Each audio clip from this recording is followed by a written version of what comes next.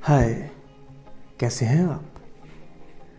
आज मैं बात करूंगा आपसे कि हम अपने जीवन में कब कब फेल हुए हैं, कितनी बार फेल हुए हैं और जब हम फेल हुए हैं तब क्या हुआ है। अगर आपने पिछली वीडियो नहीं देखी है जिसमें मैंने बताया था कि आखिर हमें फेल होने से डर क्यों लगता है, तो उस वीडियो का लिंक आपको इस वीडियो के एंड में और इस वीडियो के डिस्क्रिप्शन में भी मिल जाएगा। वहाँ से आप उस वीडियो को देख सकते हैं और उस वीडियो को ज़रूर देखना। तो अगर आपने चैनल को सब्सक्राइब नहीं किया है तो चैनल को सब्सक्राइब कर दीजिए। तो चलिए शुरू करते हैं। तो अगर मैं आपसे एक बात पूछूं कि अगर आप अभी रोने लग जाएं तो आपके परिवार के लोग, आपके माँ बाप क्या कहेंगे, सोचिए। अगर आप रोने लग जाएं तो आपके परिवार के लोग क्या कहेंगे। आपके परिवार के लोग, आपके माँ बाप आपसे पूछेंगे कि बेटा क्या हो गया, आखिर क्यों रो रहे हो। क्योंकि हम जब भी रोते हैं हम तभी रोते हैं या तो हमें कोई दुख होता है, हमें चोट लगती है, या हम अपने किसी ऐसे व्यक्ति को खो देते हैं जिससे हमें काफ़ी लगाव होता है, जिससे हमें काफ़ी प्रेम होता है। रोना हमेशा ही हम लोग एक कमजोरी के तौर पे देखते हैं, और जब हम बहुत ही दुखी होते हैं, जब हमारे कंट्रोल में सिचुएशन नहीं होती है, तभी हमें रोना आता है। लेकिन कभी आपने देखा होगा कि जब कोई नया बच्चा पैदा होता है तो पैदा होते ही वो पहले क्या करता है, पहले वो रोता है। जैसे ही पैदा हुआ वो, तो पहले वो रोएगा। अब वो पैदा हुआ, बच्चा रोने लग गया, तो अब रोया तो इसका मतलब क्या हुआ कि वो खुश है? नहीं, रो तो रहा है, यानी कि वो, जाहिर सी बात है, रो रहा है तो दुखी है। दुखी है तो क्या है, वो कमज़ोर है। क्या कमज़ोर है? मतलब सोसाइटी की डेफिनेशन के हिसाब से तो यही है कि वो कमज़ोर है, और वो फेल भी हो गया। क्योंकि रोते तो तभी हैं जब हम कमज़ोर हो जाते हैं, जब हम दुखी हो जाते हैं। तो अब क्या लोग ये कहेंगे, ओ भाई ये कैसे बच्चे ने जन्म लिया है, ये तो पैदा होते ही रोने लग गया, ये क्या कर पाएगा जीवन में, ये तो कुछ नहीं कर पाएगा, भाई इसको वापस घर में भेज दो। ऐसा होता है क्या? नहीं होता ऐसा। क्यों? क्योंकि आपके परिवार को, आपके समाज को, सभी को पता है कि बच्चा अगर पैदा हुआ है तो वो रोएगा ही, और अगर वो नहीं रो रहा है तो उन्हें बड़ी चिंता हो जाती है, और वो चिंता करते हैं। क्योंकि अगर बच्चा नहीं रो रहा है तो हो सकता है कि बच्चा स्वस्थ ना हो, अगर बच्चा रो रहा है इसका मतलब बच्चा पूरी तरह से स्वस्थ है। अब बात करते हैं दूसरी। जब हमने पहली बार चलना सीखा, तो जब हमने पहली बार अपने पैरों पर चलना सीखा तो पहले हम घुटनों पर चलते थे, फिर अपने माँ बाप की उंगली का सहारा लेके खड़े हुए, थोड़ी देर चले, फिर गिर जाते थे। हम कई बार गिरे। जब हम गिरे तो जाहिर सी बात है हमें चलना नहीं आता, तो हम क्या हो गए, हम फेल हो गए। हम कई बार फेल हुए। लेकिन कभी पापा ने ये नहीं कहा, ओ राजू की मम्मी ये कैसे बच्चे को जन्म दिया, ये तो चलना ही नहीं जानता। कभी ऐसा कहा है क्या? नहीं कहा। क्यों नहीं कहा? क्योंकि उन्हें पता है, सबको पता है कि जब धीरे धीरे बच्चा चलेगा, कई बार गिरता है, उसके बाद ही वो चलना सीख पाता है। कोई भी बच्चा ऐसे पैदा नहीं होता कि वो पैदा हुआ वो चलने दौड़ने लग गया। हमेशा पहले धीरे धीरे वो घुटने से चलता है, गिरता है, कई बार गिरता है, उठता है, संभलता है और चलना सीख जाता है। सभी को पता है, इसलिए सभी लोग उसका सपोर्ट करते हैं। कोई भी ये नहीं कहता कि ओ राजू की मम्मी तुमने ये कैसे बच्चे को जन्म दे दिया, है ना। अब बात करते हैं जब आपने पहली बार साइकिल चलानी सीखी। तो जब हमने पहली बार साइकिल चलाना सीखा तो हम कई बार गिरे, चोट लगी, दर्द भी हुआ, कभी कभी तो खून भी निकल गया। तो हम कई बार फेल हुए, साइकिल को सीखने में भी हम कई बार फेल हुए। लेकिन कभी किसी ने ये नहीं कहा, ए राजू तो क्या रे साइकिल चलाएगा, तू तो साइकिल नहीं चला पा रहा, तो क्या मोटरसाइकिल चलाएगा, क्या रे तू कार चलाएगा, अरे राजू क्या तू हेलीकॉप्टर चला पाएगा, क्या कभी तुझे तो साइकिल चलानी ही नहीं आती। क्या कभी ने ऐसे कहा किसी ने? नहीं कहा। आपके दोस्तों ने भी आपका सपोर्ट किया, उन्होंने कुछ टिप्स दिए कि भाई ऐसे साइकिल चलाया करो। घर वालों ने सपोर्ट किया, उन्होंने पीछे से पकड़ के आपको साइकिल चलाने में सहायता की। कभी आप गिरे तो उन्होंने कहा कि कोई बात नहीं, ऐसे धीरे धीरे प्रयास करोगे तभी सीखोगे।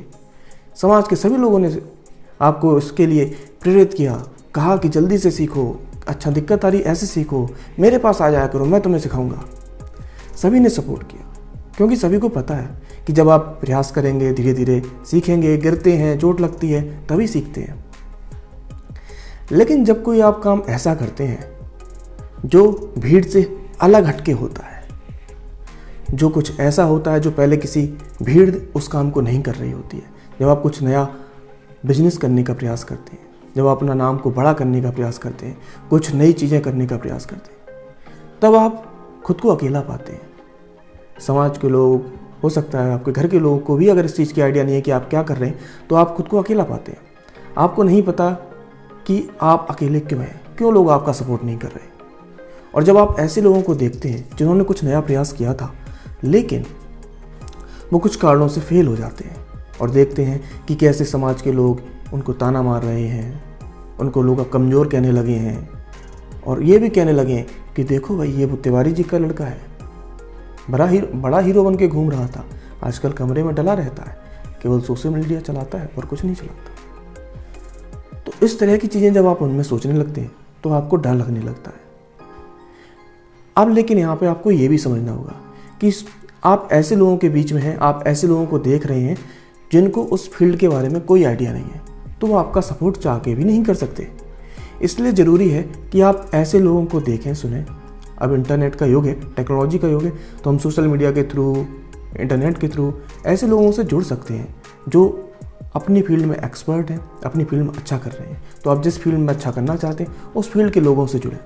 वो लोग आपको सपोर्ट करेंगे। आप जब भी फेल होंगे, गलती करेंगे, तो वो आपको सपोर्ट करेंगे, आपको बताएंगे कि कोई बात नहीं, फिर से ट्राई करेंगे, ये चीज़ गलत हुई, ये ऐसे करना है, ये ऐसे करना है। तो जब आप लगातार ऐसे लोगों के बीच में रहते हैं और प्रयास करते रहते हैं तो आप वो काम करना सीख जाते हैं। एक बहुत ही अच्छी सी कहानी है थॉमस एल्वा एडिसन की। बल्ब तो हम लोग सब यूज करते हैं, और अगर आपने ये कहानी सुनी है तो आपको पता होगा कि बल्ब को बनाने में थॉमस एल्वा एडिसन ने 1000 बार प्रयास किया। वो कई बार फेल हुए, 1000 बार वो फेल हुए, और उसके बाद उन्होंने वो बल्ब बना के तैयार किया। तो एक बार उन्होंने, रिपोर्टर ने उनसे पूछ लिया कि आप 1000 बार फेल हुए, उसके बाद आपने ये बल्ब बना पाया, तो आपको 1000 बार फेल होने के बाद कैसा लगा? तो उनका नॉर्मल सवाल होता है कि कैसा लगा। कुछ भी हो रहा है, किसी के यहाँ पे किसी की डेथ हो गई, उनका सवाल यही रहता है कि आपको कैसा लगा। तो उसने पूछ लिया कि आपको कैसा लगा। तो थॉमस एल्वा एडिसन ने कहा कि जो मैं 1000 बार फेल हुआ हूँ, ये मैं 1000 बार फेल नहीं हुआ हूँ, ये बल्ब को बनाने के लिए 1000 स्टेप्स हैं। जब जब मैं फेल हुआ हूँ तब मैंने सीखा है कि ये इस तरह से काम नहीं होगा। इसलिए ये बहुत ज़रूरी है कि जब जब आप फेल हों तब उसको आप नेगेटिव सिम्टम के तौर पे आपको देखने की ज़रूरत नहीं है।